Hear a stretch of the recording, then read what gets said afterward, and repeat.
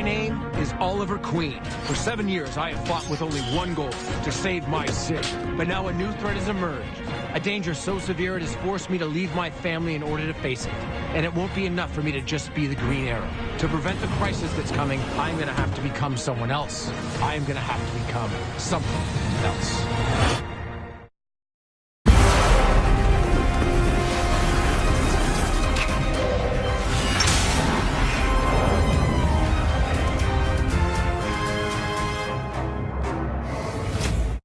Yo, what is going on, guys? Flashverse here, and welcome back to another video on Arrow Season 8, and this will be my review for Arrow Season 8 Episode 3, otherwise entitled Leap of Faith.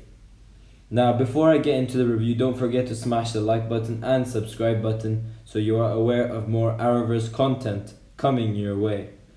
Now, obviously, spoiler alert, if you haven't watched the episode, then stop watching this video because I will be covering some major spoilers that you wouldn't want to hear from me. But for those who have watched the episode or those who just don't care about spoilers, then here is my review.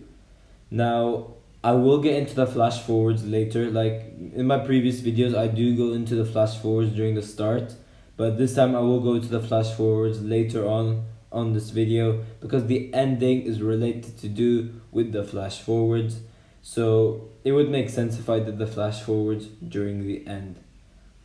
So this episode kicks off with Oliver in Nanda Parbat, and he's walking towards a campfire which had already been there, and there's an arrow that's been fired and the two characters fight, and it was pretty dark, so it was hard to tell whether it was Thea or Talia, because this character was female, but we get the reveal that this individual is Thea Queen, aka Speedy, and it just feels so good to see Willa Holland return as Thea Queen.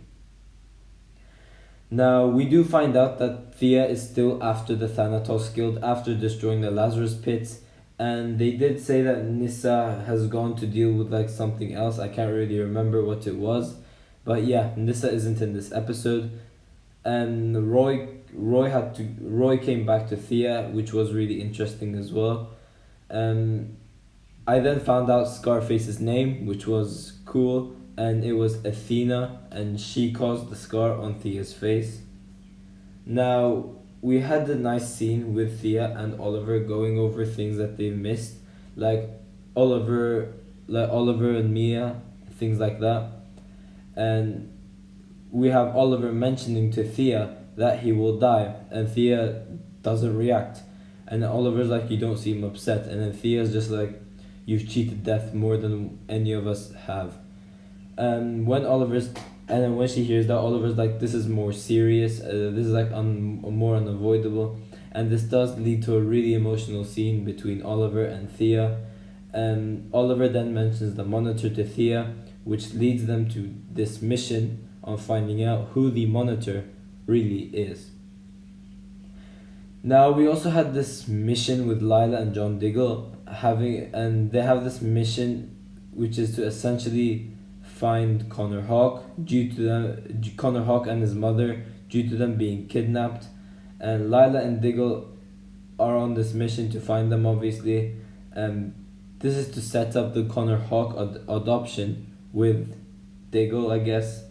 This story was pretty good as well. Now, we meet Talia al Ghul as Oliver and Thea like walk towards something, and then we get these like League of Assassin members, and Oliver and Thea beat them up, and Talia is just like hold, and they talk. So yeah, we have Talia al Ghul return, and she repays her debt to Oliver from this mission by helping him find the thing that Oliver is looking for. And she mentions it's in one of Ra's al Ghul's tomb. I think it was the first ever Ra's al Ghul. I'm not really sure. And I didn't see this coming, but later on in the episode, Talia does betray Oliver during this episode. But they do reunite later on, which was really cool. Now, we do get like this Indiana Jones vibes, but as like we are inside the tombs inside Nanda Parbat with like traps and stuff, which was really cool. And we had Oliver solving riddles to do with like the League of Assassins. When he's like, to join the League, your old self must die so your new self could be reborn, and that ends up with Oliver like burning some sheet of paper or something, and then that leads to like Athena arriving and stuff, and then we get a cool fight scene after that, and then and then this does lead to another scene where Talia betrays Oliver, and yeah, Oliver wakes up afterwards and then he sees like Thea in front of him and stuff, and we do have Oliver take the shortcut to wherever they're going, which is to climb a mountain, which was really interesting. And we did get another emotional scene between the two characters, and they talk about their past and like what they've grown into, and Oliver mentioning his death again, and it was just really, really good. Now, we had a trial by combat match between Talia and Thea as well, and I thought that Talia would have won, but it looked like Thea was going to die. Like, I actually thought like Thea would lose or something, but no, Thea traps Talia, and like she chains her neck or something, and then Talia yields, and basically Thea kicked her butt, which was really cool.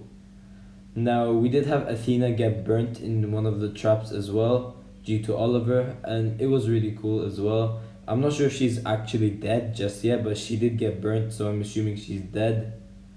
Now, they did disband the league towards the end of the video, and they did form like a League of Heroes, which is interesting, which is led by Talia and Thea, and I'm not sure what this League of Heroes is. It's probably like them about to train a group of vigilantes. Maybe this will link to the Canaries back in the flash forwards. I'm not really sure, but yeah, the League of Heroes is formed, and I am really interested to see like if we would ever see that. But I highly doubt it due to Arrow ending. I mean, we could get it in the Green Arrow and the Canaries TV show. I'm not really sure, but yeah. But then we get this book about the Monitor, and it suggests that Marnovu, aka the Monitor, is the actual cause for this crisis and not preventing it, which is really interesting. And I am really interested to see what will what will their interactions now go down, as now Oliver basically knows who the Monitor is, and so would Oliver confront the Monitor and not trust him now? I'm not really sure, but Oliver did say if the Monitor is actually up to this, then I'm going to try and stop him. And Thea is just like, you'll be going against a god, be careful. But yeah, I do really hope that we do have like Oliver confront the Monitor or something. That would be awesome. Now, we had an Oliver and Thea goodbye scene, which was really cool, and it was a great scene. It was just great seeing Willa Holland return as Thea in this episode, and hopefully we do see her again before the show ends, as she was said to be a recurring character, but by the way that from the way that this episode and their interaction ended, it doesn't really look like that Thea will return again, which is kind of sad, but I just hope that she returns again. And this scene was just really sad, and it was just sad to watch. Now, on to the flash forwards. Now, some people will disagree with me, but they were awesome. I absolutely loved it. And we had cool scenes in this episode when Mia became a much better character, for me at least. And yeah, she was really, really good. And we had towards the start of the flash forwards, we were okay, William said we use me as bait, and Mia's emotional scenes with William was really, really good. And this does lead to Mia's old plan, which is a new plan, which is just to bust the Deathstroke gang.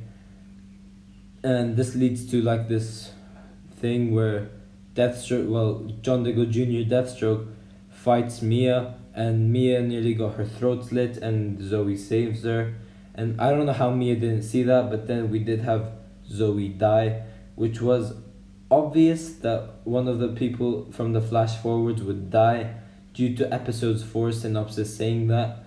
And I did predict, however, that it was William who would die, but no, it was Zoe who died, which was a surprise, but also expected that someone would die. Now, we had a short fight scene between Connor Hawke and John Diggle Jr., where Connor was so close to killing JJ because of how pissed he got, which leads to an amazing, holy crap ending. And we either get the monitor who did this, or it's just a timeline change. We get this like light coming out, and we cut to Oliver in Star City in the bunker, and he reunites with Dinah, Renee, and Diggle, and then like Diggle's like, okay, Oliver's like, what's going on? And then Renee says something, I can't remember what it was, and this leads to Oliver turning around, and holy crap, we get the flash forward people, that being Connor Hawke, Mia, and William in present day.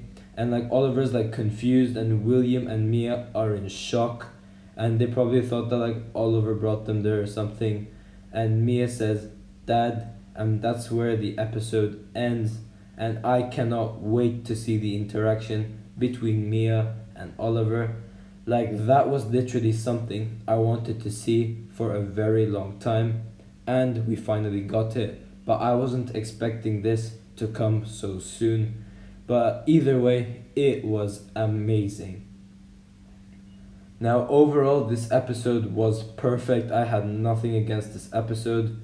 And Arrow Season 8 is just about to become my favorite season of all time. Like, currently it's still Season 5, but I have to wait for the show and to actually see it.